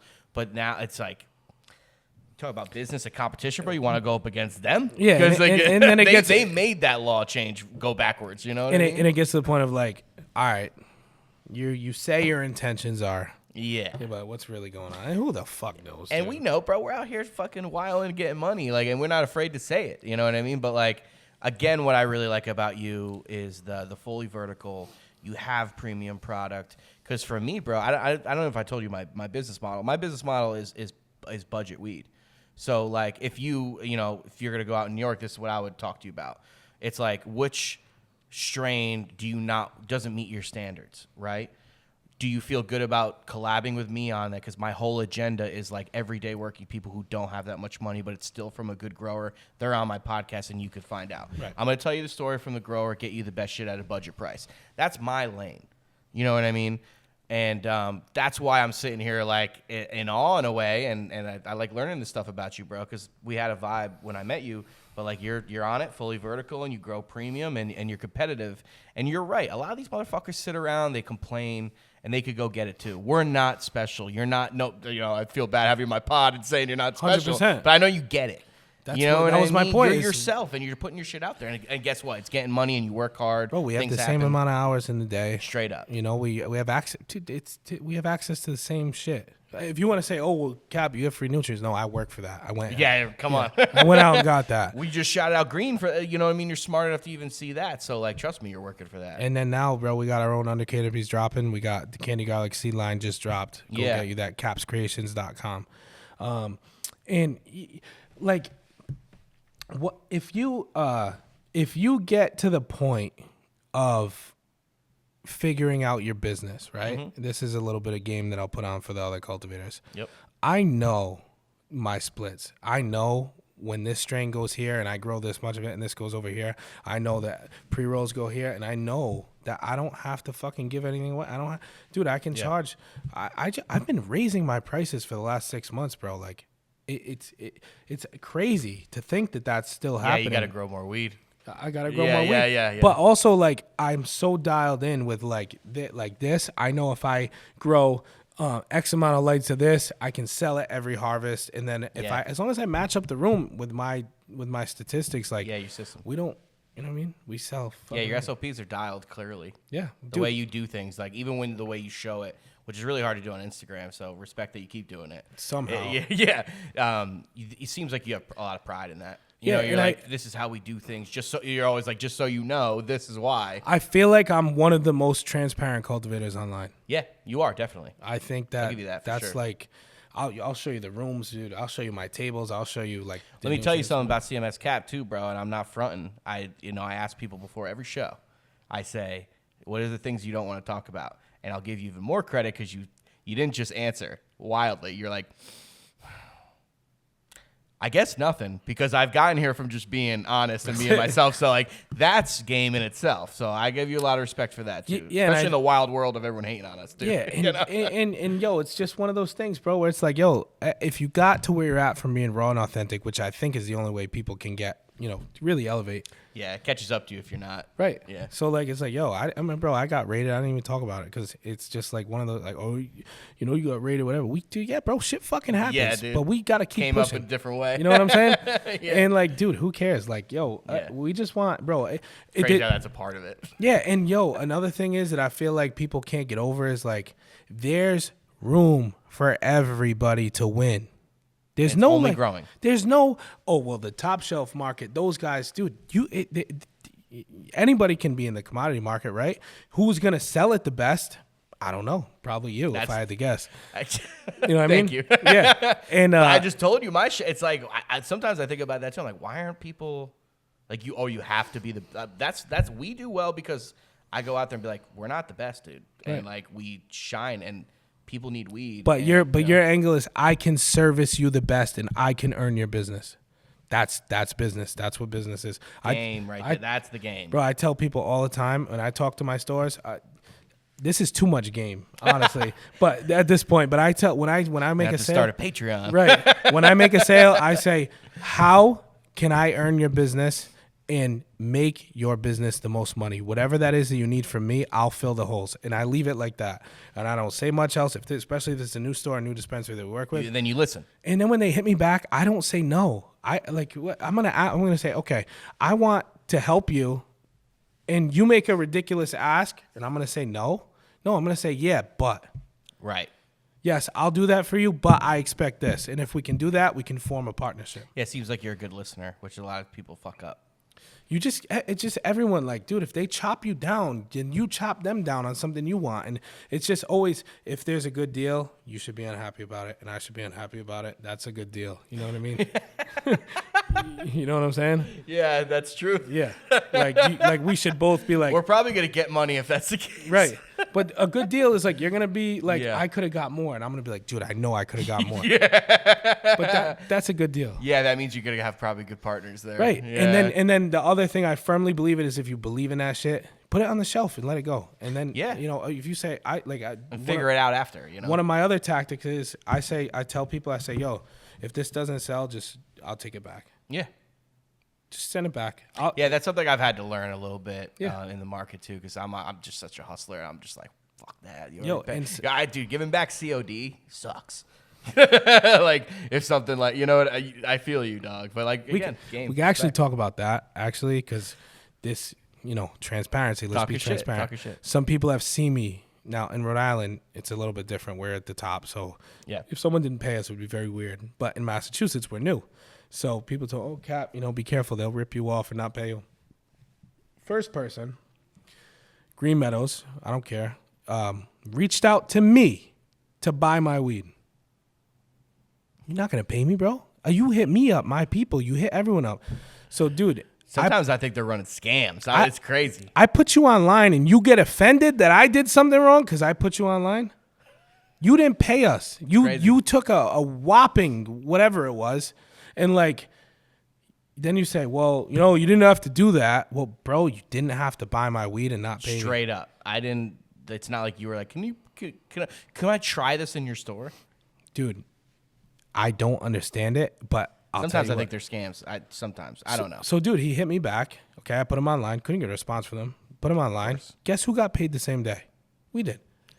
And you know what he said to me? He's like, wow. He's like, all bullshit aside, I want to hire you for collections. And it was like, and I'm just like, dude, for what? Like the only reason that people probably it's not like you're a tough guy, you know, too. It's like you guys just are bad at business and you suck. It's a really bad business Pushed plan. one button and then you got to pay me. You know right. what I mean? And but okay, so he's like, well, people owe me. Well, bro, they probably owe you because you didn't pay them. Like it just never ends. So like you can't pay it. And then recently, it happened with Days Cannabis. They owe me 7 G's right now, and in New York since November. So they're across the board. They're like that. Okay, so I don't care about shouting. I fucking pay me. So my group here is new to cannabis. Like we teamed up on this together, and I said, "Yo, if people don't pay, I'll handle it." Because if I approve the sale, I'm responsible for the money that's out there. You know what I mean? So this person, we hit them up for 3 months. Okay.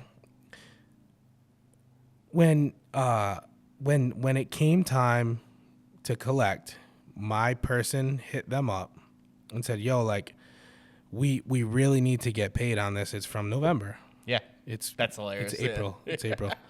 That's dude, crazy. and like, he blocked my salesperson, and then I put him online. So like, we sent emails for 3 or 4 months. Then my person finds your number and they text you, one of the higher ups. Then you block her. Then I put you online and you get pissed off at me. Oh, well, you know, if you want your money back, one thing you shouldn't do is this. Like, bro, fuck out of here. That's you just doing the same thing you were doing avoiding me. It's the same reaction. It's like you're in the wrong. You owe money, dude. We gave you a fucking product, and I'm guessing you promoted it. You give them a little extra sauce.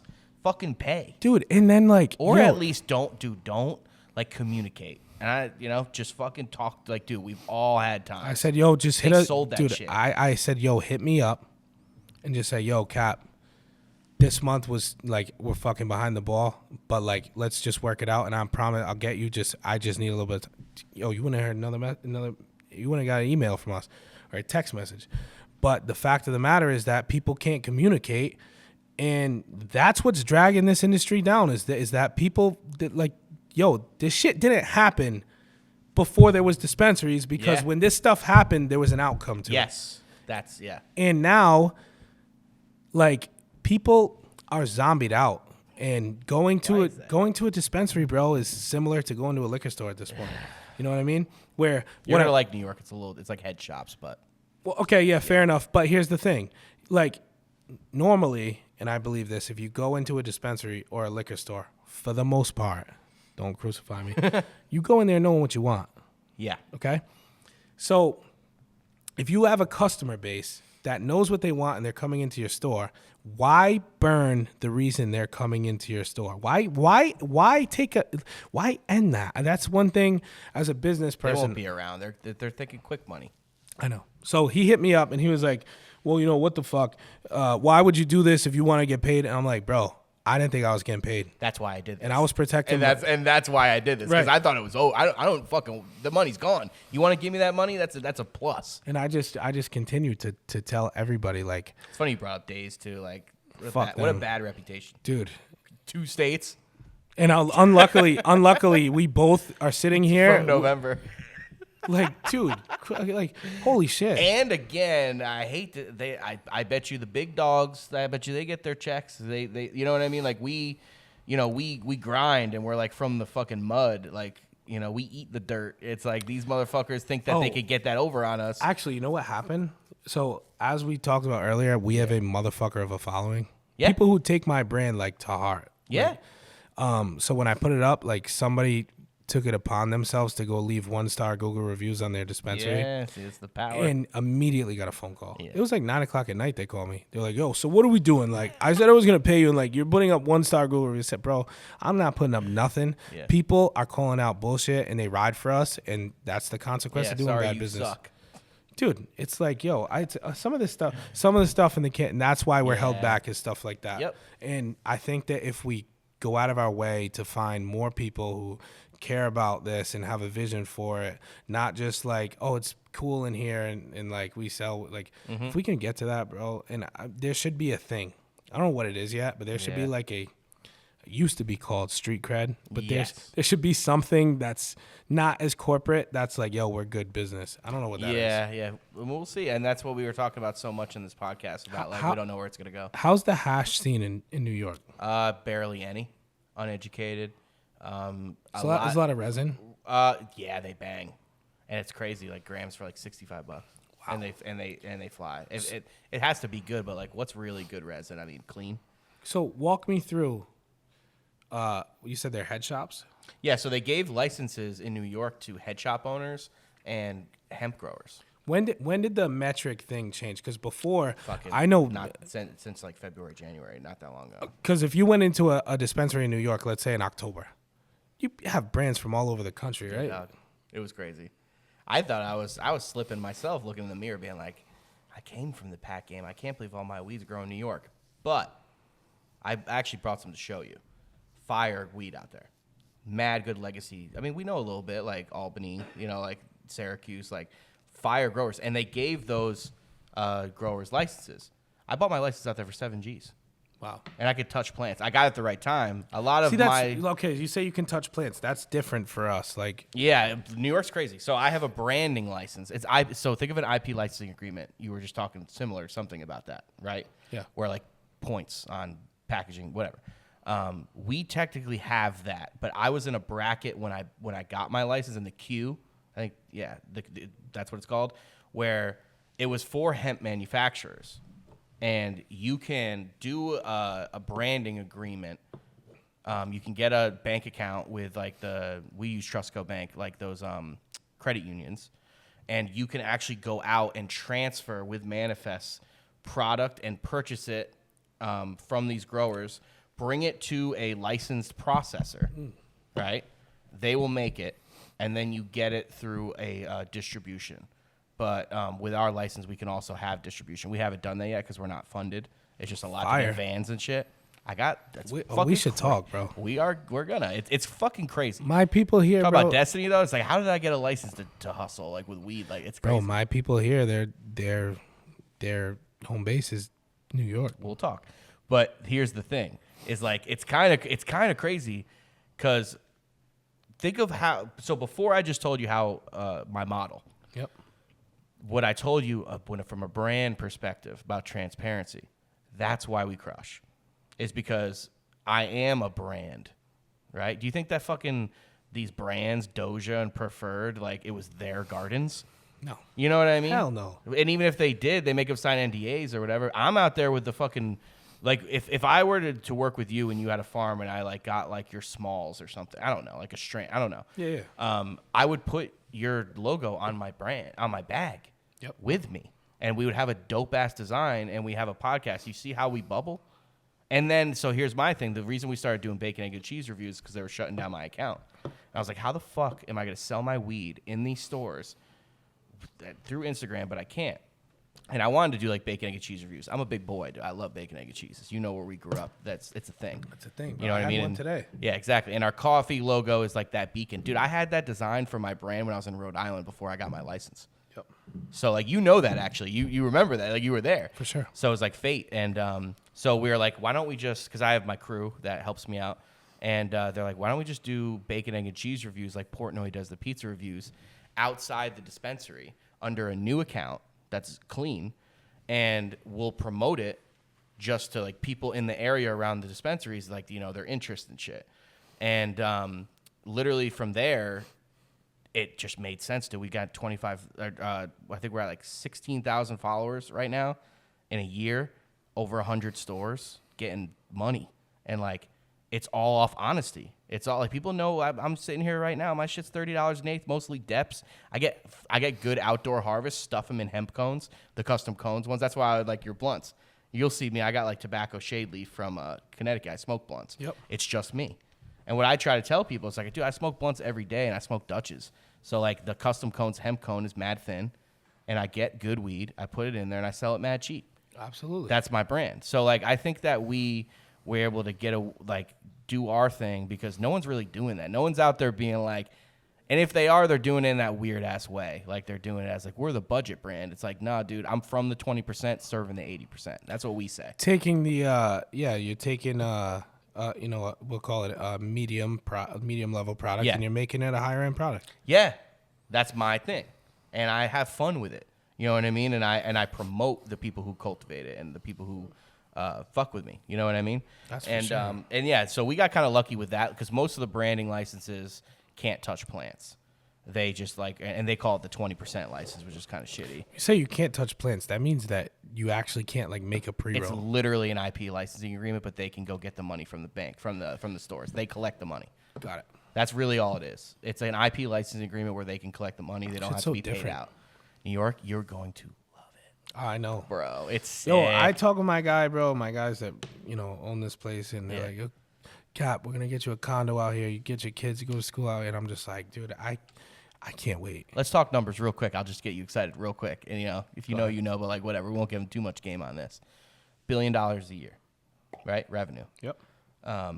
They're saying that 500,000 pounds, because of metric, they're going to not be able to feed the market this year because the inverting. Yeah, we know.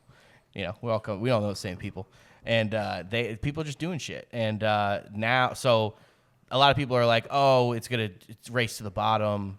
This is how it's gonna change." It's like, think of what you're a businessman, Cap. You're not just like from the culture like us, but like that's why like you're a businessman.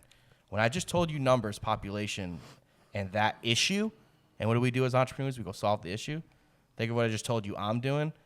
You're talking about opportunity. Dude, that's across the board. Yeah. You know, you want to go get money in the weed game. Like, dude, I'm not cultivating, but I'm like still from the cult. Like, you could go out and get it. We're dealing with the same problem in Rhode Island right now. 57 cultivators. There's 8 dispensaries, and 5 have their own cultivations attached to them. What do you think they're gonna do? They're gonna fucking try to lowball you like a motherfucker too. Dude, they can't with us. But Respect. a little bit they do. But there's other people who really get hurt from it. Yeah.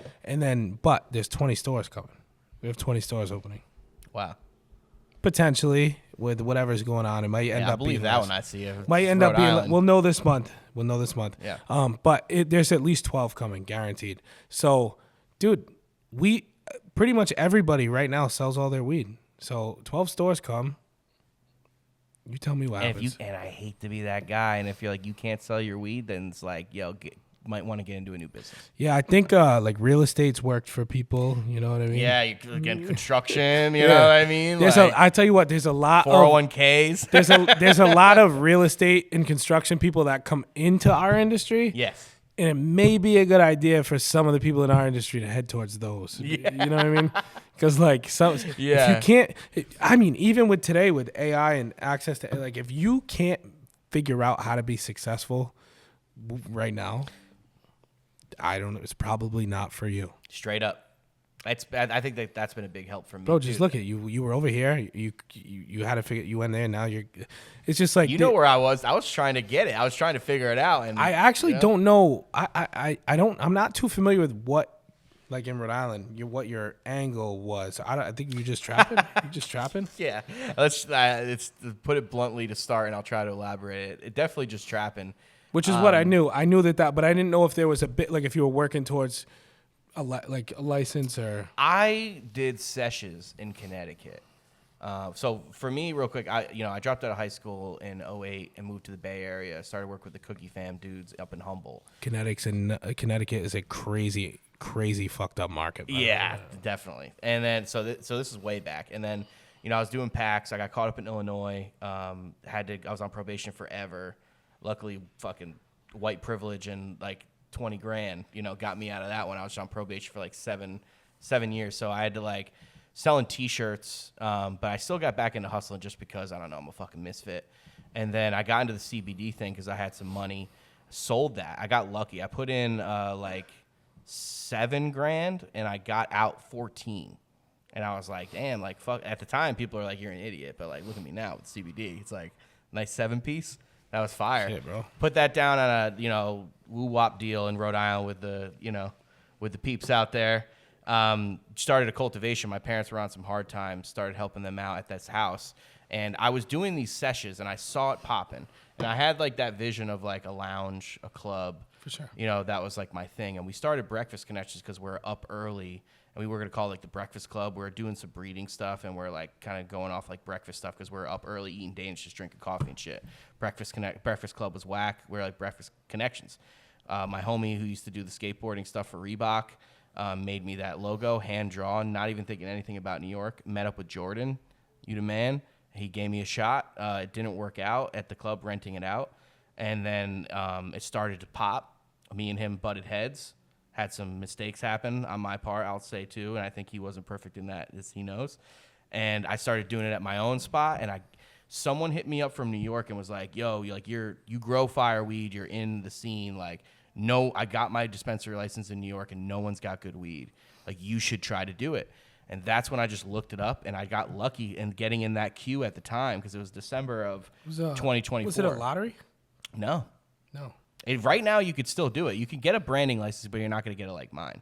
You're going to have to, like, find people and do all that shit. Like, I got lucky because in that queue, I was in there with a bunch of hemp farmers. And it's a Tier 3 processing license, where now it's Tier 3 branding license. And how many stores are you in now? 113. Got it. Yeah, and some of them got motion. And that's the cool thing about New York is, dude, I go in hotels and trap, like, out these stores. And Syracuse, how much product are you moving a week? I mean... Well, we'll call it a month, whatever makes... I know the numbers. We're doing... Perfect. So, like, we're doing good. Bro, I'll tell you what. That, like, to be able to take something, like, especially in this industry, because it's just so difficult sometimes, and to make it something that's, like, tangible and real, bro, that's the... Thank you. That's the fucking goal, bro. That's big coming from you, because you know how it could be weird, and, you saw my come up in a way through those things and explaining it that way. You get it. It's just more of like, bro, I was trying to do my thing from what I know, and I was kind of a misfit, and I have some entrepreneurial game to me that's not just trapping, and, I got some good people around me, and I try to learn. And like, pay my taxes. That's what I'm talking about, like, this, like, finding your way and just, people that are destined for this shit, bro. Like, if you truly believe in what you do, you will do it. I really believe that, bro. So, like, you might not know. Sometimes, dude, I find myself pushing forward so hard, not knowing, but, like, kind of unfamiliar of where it's gonna end up, but subconsciously knowing that it's the right. Yep. And then it happens, and it's like vibes, man. It's like, shit, bro. I kind of knew that was gonna happen, but I didn't know how to put it together, and it just because you just keep pushing, You hear it, right? Like, I mean, I'm sure you're into some entrepreneurial stuff, like I am. Like, you do hear that. I feel like back in the day, you'd hear that shit and be like, yeah, whatever. Like, people say that. It's like, oh, you just got to keep going. And I'm like, are you sure? One of my friends hit me up recently from high school. Dude, they look at me now and they're like, oh, dude, like, sick. And it's like, but one of my other friends hit me up and he was like, bro, he's like, you're the definition of you never quit. Yeah. And I was like, yeah, you're right. Yeah. You know, that's literally, and he's funny, bro. He's like, you know, he's Middle Eastern. He has a special way of like thinking about things. And he was just like, the way he put it was like, you're the definition of you never quit. And I was like, yeah, bro, I guess that's. You need that shit too. Though. I know I do too, because we're not looking in the mirror and be like, I'm never quitting. It's like, let's go get it today, just because it's like I woke up and like, you know what I mean? And dude, like I feel like one of my biggest problems right now is I can't follow through on new relationships that I'm making. Like, there's probably things that could elevate your situation faster, but you physically don't have the capacity to go handle those things. It's like, shit, I'm trying to. You know, you're trying to move your money every month and get, and then like it's like, oh, this could be great if you put some effort to it, but it's like right now you're fucking building those 113 stores you said. Yep. Taking that, bro, and making sure you deliver on that. Yeah, and we've had to figure out ways. Like again, I'm like, I feel like I can handle any store. Like one thing I learned, I think you'll respect this from the industry. I remember when I started, because I mean, at the end of the day, custom cones, hemp cone, good fire, and then I COD $5. A little different in your market because prices are a little different. You know, $5, and like people were like, "Oh shit!" Like, there's really not a $10 blunt that's basic in that market, and in a lot of markets, because as someone who has a blunt out in the market, you know what I'm talking about. We have one. It's like $20. But you know what I mean. There's a lot of people for blunts. They look at it like luxury, and I know as a blunt smoker that it's just another joint for the one that I sell. Why do we smoke blunts? It burns even. So that's what I tell people and how I sell it. It's like, it's a different type of smoking experience, and it's cheap. So when someone would ask me, they're like, how many stores do you want to be? I'm like, I want to be in every store. Like, everyone can use me. Let's go get it. And I learned that was like the dumbest thing ever. You know what I mean? Because kind of like what you're saying, right? It's like, build your relationships, make your relationship strong, and come out with new products with these people. Understand the people who are walking in those stores. And, like, I don't need to be everywhere. I just need to have, like, people who believe in it and an audience that wants to go in there, and I can kind of, like, feed off that. Yeah, and especially when you're, you know, like, New York is a special situation because, like, I feel like nobody knows how big it could be, right? Like, It's turning into, like, the new Amsterdam. Dude, they're about to put the fucking lounges online, and they're going to be able to sell alcohol in them. Bro, like that's not even my game. That's not my steez, but that's gonna be the shit. We're coming for New York. Yeah, and I can't. You know, like I said, there's things like, dude. Here's the other part. If I brought what we do now into New York, it might not. Like, there might be adjustments that have to. You're smart. You know what I mean? You're smart to look at that that way because it's fucking New York, dog. Yeah. It's weird. That's what I'm saying. I don't think my packaging would fly in New York. I think that there's got to be a bit more, like, pop. Pizzazz. A little more. I'll show you our eighths. Like it's loud. Yeah, like it. Dude, super loud. Also, if I do that here, I get fined. So yeah, sure. That's another thing. New York's a little bit different, man. Dude, see this right here? See this rose design? Yeah. See how it's like black? It's glossy. They don't. It's like in a Rhode Island. holographic. I made this red, and they considered it larger than my logo, and over $100,000 worth of packaging was trash. I hate that shit. Off of a red underlay. Just those hits will make you just look at certain hits and just be like, well, 1,000, I could take it. Back in the day, I'd be like, 1,000? Yeah. When you take those big boy hits and you're still here and you're like, damn, yo. Bro, it's crazy. Like, dude, I hate it. When I started this, like, it was, you know, I'm 13 years older, in the basement, and we turned this into, you know, both states over $1 million a month of revenue off fucking growing. That's gangster. I love it, man. It's crazy, right? Yeah. And nobody thought we were, dude. We got to a sales point in Rhode Island that nobody's ever. It was not that it's, you know, it's only however many years in, but we got to a point that it's never. It's like I had my biggest month ever this month. Yeah. March. So like. Me too, bro. It's so happy I'm here. That's fucking ill, man. Well, again, like path energy, like it's we're gonna do some shit in New York, man. Oh, absolutely. We have a lot of similarities, even the Days thing. I mean, dude, I feel like this in New York could go crazy. Yeah, I'll tell you this: it's there in New York, but it's mad slim, and you're not gonna have any problem because you wear your heart on your sleeve, dude. And people are gonna fuck with you with that shit, man. They're gonna love it. I'm gonna make sure that I get you some fire ass samples. Yes, thank you, dude. We've been rocking here for almost 2 hours. So I'll leave it with this if we're gonna finish up. I definitely want to smoke. This is G. We make sure we do some more shit, man. My Instagram is CMS Cap. I just put out a breeding project it's the Candy Garlic line. So Candy Garlic, I give it to one person in New Jersey. They just won the NECAN Cup with it. I've won cups here with it, and we just entered it into NECAN, Massachusetts. The seed project's out. It's all washers. It's literally called the Hash Bash. It's literally for cultivators who can't find strains that wash. And these strains fucking dump. I've worked with some of the biggest breeders in the country on this project, and it's released. If you go to grownbycms.com, there's a tab. If you click the tab in the top right corner, you can shop Rhode Island, you can shop Massachusetts for product, and then below that it says buy seeds. You can buy the whole seed line. Fire. So grownbycms.com. I'll make sure my boy has it all here too, like showing. We're in 2 states. We're coming for 48 more, and I just can't wait to see what tomorrow holds with this industry. I literally wake up excited like every single day. Yeah, me too, man. Like we said, so much so that we have to calm it down. But the people love us, so it's all good, man. Even the people hate us. Appreciate you coming out, bro. Yeah, man. And again, like, thank you for being a real one. Hell yeah. Boom, boom. You know, you were like, let's do it. Boom. And I'm happy to be here. I just had fun. These podcasts have been getting better for me, too, because I've been trying to get a little bit better at them because we're getting some traction. But, like, I find myself in these last couple pods I've had, especially with you, it's like I become more of a fan. You know, because I want to try to get, like, better juice in the pod. So it's like I'm trying to ask more questions. And hearing your story from the hunches that I had, you're an authentic brand. You got fire-ass weed, bro. You've been going up. You're only going to keep going more. Like I said, I like the 48 states. And we're going to be powwowing in New York, man. Oh, absolutely. We'll see you all around, too. Yeah, you know, bro. Because we're out here.